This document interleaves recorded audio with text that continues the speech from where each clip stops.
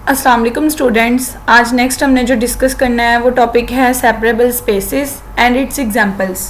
Last lecture में हमने separable space की डेफिनेशन पे स्टॉप किया था। आज हमने सेपरेबल स्पेस को देखना है कि उसकी एग्जांपल्स क्या होती हैं। सबसे पहले तो थोड़ी सी चीज़ें मैं रिपीट कर दूं, आपको सेपरेबल स्पेस की डेफिनेशन याद होनी चाहिए ताकि किसी भी चीज़ को अगर हम सेपरेबल प्रूव कर रहे हैं तो आपके माइंड में उसकी डेफिनेशन हो, उससे हम इजीली बता सकते हैं वो सेपरेबल है या नहीं है। एक रिजल्ट आपको ये याद होना चाहिए, डेंस सेट का मतलब क्या होता है। अगर किसी भी सेट का कोलेयर उसी सेट की इक्वल आ जाए, यानी कि अगर आपके पास कोई मीट्रिक स्पेस X है, A उसका कोई भी सबसेट है, उसके सबसेट का कोलेयर अगर मीट्रिक स्पेस वाले सेट के इक्वल आ जाए तो आप कहते हो A सेट जो है वो X के अंदर डेंस है। सेपरेबल स्पेस के अंदर आपको मैंने लास्ट लेक्चर में ये बताया था कि x आपके पास कब सेपरेबल होगा, अगर तो x का आपको कोई ना कोई काउंटेबल सबसेट मिल रहा हो which is dense in x, यानी x का कोई सबसेट लेट से आपको a मिल रहा हो, वो काउंटेबल भी होना चाहिए और वो डेंस भी x के अंदर होना चाहिए, यानी उसका कोलेयर ले x के इक्वल आ जाए तो आप कहते हो कि जो सेट होता है वो सेपरेबल स्पेस बन जाती है। अब इसकी वेरी वेरी इंपॉर्टेंट एग्जांपल्स है। सबसे पहले x इक्वल्स टू r, कि अगर R आपके पास कोई भी सेट आ गया है, आपसे पूछा जा रहा है क्या वो सेपरेबल है या नहीं है। अब किसी भी चीज़ को सेपरेबल शो करने के लिए सबसे पहले आपको उसका कोई ना कोई काउंटेबल सबसेट लेना होगा। आप उसका एक काउंटेबल सबसेट अगर एग्जिस्ट करता है वो लोगे, अगर वो काउंटेबल सबसेट जो है उसका कोलेयर x के अंदर आ जाए, यानी उसका जो कोलेयर है वो इक्वल टू x आ जाए, आप कहोगे वो डेंस इन x है, तो आपके पास ये जो सेट है वो सेपरेबल बन जाएगा। हमें आर के दो काउंटेबल सबसेट्स अच्छे से पता है। काउंटेबल का मतलब ये होता है कि जिसको आप अलग से पार्टीशनिंग करके डिवाइड कर सकते हो, जिसको आप काउंट कर सकते हो। ये नहीं कि इनफाइनाइट तक जा रहा है तो वो काउंटेबल नहीं है। काउंटेबल में ये चीज़ होती है जिसको आप आइडेंटिफाई कर सकते हो। जिस ना आर के आपको सबसेट का पता है रैशनल और इरेशनल, आप इन दोनों को देख के बता सकते हो कि ये रैशनल नंबर है या इरेशनल नंबर है। तो देखिए सबसे पहले हमने आर का एक सबसेट ले लिया, उसको नेम दे दिया क्यू। अब देखिए जब आपने क्यू ले लिया, हमें पता है क्यू एक काउंटेबल सबसेट है। अब हमें क्यू का पहले कोलेयर निकालना पड़ना था। क्यू कोलेयर का फॉर्मूला क्या होता है, आप लोगों को बताया हुआ है कि आप लोगों के पास क्यू कोलेयर का फॉर्मूला ये होता है कि आप लोगों ने उसी सेट का यूनियन ले लेनी है उसकी ड्राइव सेट के साथ, तो उसका कोलेयर बन जाता है। अब यहाँ पे भी आपके पास यही चीज़ है। यहाँ पे देखिए जैसे क्यू डी दिया हुआ है, इसका मतलब आप क्यू का ड्राइव सेट निकालने लगे, क्योंकि क्यू का ड्राइव सेट निकालोगे तो क्यू के कोलेयर का फॉर्मूला आपको पता चल जाएगा और वहाँ से पता चल जाएगा अगर वो आर के इक्वल आ रहा हुआ तो डेंस हुआ, अगर आर के इक्वल नहीं आ रहा हुआ तो डेंस नहीं हुआ। अगर डेंस हो जाएगा और काउंटेबल भी है तो ये सेपरेबल स्पेस बन जाएगा। अब इसकी दो लॉजिक्स हैं। पहले लॉजिक तो ये है क्यू डी में लिखा हुआ है उसकी लिमिट पॉइंट निकालने के लिए एक इन फॉर्म ऑफ नेबरहुड है। इन फॉर्म ऑफ नेबरहुड में देखिए कैसे लिमिट पॉइंट निकालते हैं। Let x belongs to r, every neighbourhood of x contain an infinite number of rational number, thus x is a limit point of q, since x is arbitrary point of r, so every real number is a limit point of q। Basically ये in form of आप लोगों को neighbourhood definition बताई हुई थी कि आपके पास limit point का जो आंसर है वो आ रहेगा।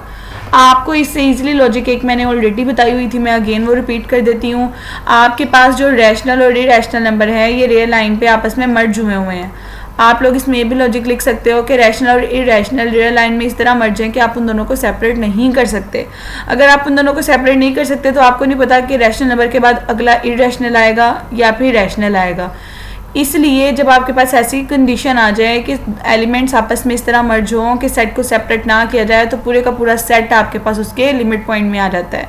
तो रैशनल और इरेशनल को आप सेपरेट नहीं कर सकते, इसलिए चाहे रैशनल की बात हो इरेशनल की बात हो, दोनों के लिमिट पॉइंट होंगे आपके पास आर। अब आपने देखे यहाँ पे उसका फॉर्मूला लिखा कि क्यू को लेकर इक्वल होता है क्यू यूनिट क्यू के लिमिट पॉइंट, ड्राइव सेट भी कह सकते हो, Q as it is unit derived set की वैल्यू आ गई थी आर, तो देखिए क्यू का कोलेयर आ गया आर के इक्वल। अब देखिए सिंस क्यू काउंटेबल भी था, क्यू जो था वो डेंस भी हो गया आर के अंदर, क्योंकि इसको लेयर आर के इक्वल आ गया, इसका मतलब क्यू आर में डेंस है। यहाँ से आप लोग कह सकते हो कि आर आपके पास क्या बन गया है, सेपरेबल। इसी तरह किसी भी सेट को चेक करके आप बता सकते हो वो सेपरेबल है या नहीं है। ये एक रिमार्क है, वेरी वेरी इंपॉर्टेंट रिमार्क है कि जी आ जाए, जी के हमेशा लिमिट पॉइंट आपके पास 5 आते हैं। 5 क्यों आते हैं, क्योंकि जी में किस तरह के पॉइंट है, 0 +-1 +-2 अप टू सो ऑन। आपको पता है उसके सारे पॉइंट्स के बिटवीन गैप है, 1 2 के बिटवीन गैप है, 2 3 के बिटवीन गैप है। आप लोग उसके ऊपर अगर नेबरहुड ड्रॉ भी कर लोगे तो आपके पास उसकी इंटरसेक्शन 5 आएगी।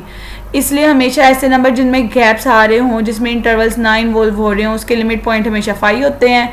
तो आप देखोगे कि जी जो आपके पास कोलेयर है वो जी यूनियन 5 आ जाएगा और ये जी आ जाएगा। किसी भी सेट का कोलेयर अगर उसी सेट के इक्वल आ जाए तो आप कहते हो वो सेट आपके पास क्लोज्ड है। यहाँ से आप कह सकते हो कि जी इज क्लोज्ड। इस तरह आप कह सकते हो एन इज क्लोज्ड। इरेशनल के बारे में आप ये कह सकते हो कि ये आपके पास सेपरेबल स्पेस है। आर जो है वो सेपरेबल स्पेस है क्योंकि इरेशनल का कोलेयर भी आर आता है, इरेशनल भी काउंटेबल सबसेट है। बिल्कुल उसी तरह जैसे आप लोगों ने भी रैशनल का काम किया, आप इसको इरेशनल के रिस्पेक्ट से भी कर सकते हैं। इसके बाद नेक्स्ट आपके पास एग्जाम्पल नंबर 2 आ जाती है। एग्जाम्पल नंबर 2 के अंदर है the complex plane C is separable. अब ये सिंपल सी चीज़ है, कॉम्प्लेक्स प्लेन सेपरेबल है या नहीं है। ये सेपरेबल बनेगा क्योंकि आप इसका कोई काउंटेबल सबसेट ले लें कॉम्प्लेक्स नंबर का तो वो काउंटेबल होगा। अब कोई भी सबसेट ले लें वो हमेशा a प्लस एटा बी की फॉर्म में लिखा जाएगा। अगर a प्लस एटा बी की फॉर्म में लिखा जा रहा है इसका मतलब आप इसके जब आपने लिमिट पॉइंट लेने पूरे का पूरा c आ जाएगा, क्योंकि कॉम्प्लेक्स नंबर्स भी आपके पास इस तरह के प्लेन में होते हैं कि आप नहीं बता सकते पहले कॉम्प्लेक्स नंबर के बाद दूसरा कॉम्प्लेक्स नंबर कौन सा आ रहा है। जैसे 1 प्लस एटा है और आपके पास 1 प्लस 6 एटा है, या आपके पास 2 एटा और 1 प्लस 2 एटा आप नहीं बता सकते 2 प्लस एटा बड़ा है या 1 प्लस 2 एटा बड़ा है। तो कॉम्प्लेक्स नंबर्स भी आपस में मर्ज हैं, आप नहीं बता सकते कौन सा नंबर दूसरे से बड़ा है। तो इसके लिमिट पॉइंट में पूरे का पूरा सी आना था, लिमिट पॉइंट में पूरे का पूरा सी आना था तो इसका कोलेयर सी आ गया। तो यहाँ से सी आपके पास सेपरेबल बन गया। यानी वही रीज़न है कि काउंटेबल सबसेट भी है, पूरे का पूरा कोलेयर सी आ रहा है क्योंकि आप नहीं बता सकते दो कॉम्प्लेक्स नंबर्स को आप कंपेयर नहीं कर सकते, तो सी आपके पास सेपरेबल प्रूव हो जाएगा। उसके बाद नेक्स्ट आपके पास एग्जांपल है discrete metric space x is separable if and only if x is countable. Discrete metric space को अगर सेपरेबल प्रूव करना है वो कब सेपरेबल होगी, अगर उसका जो x है वो क्या हो जाए काउंटेबल। अगर x काउंटेबल हो जाएगा तो आपके पास वो सेपरेबल भी हो जाएगा, अगर x काउंटेबल नहीं होगा तो वो सेपरेबल नहीं होगा।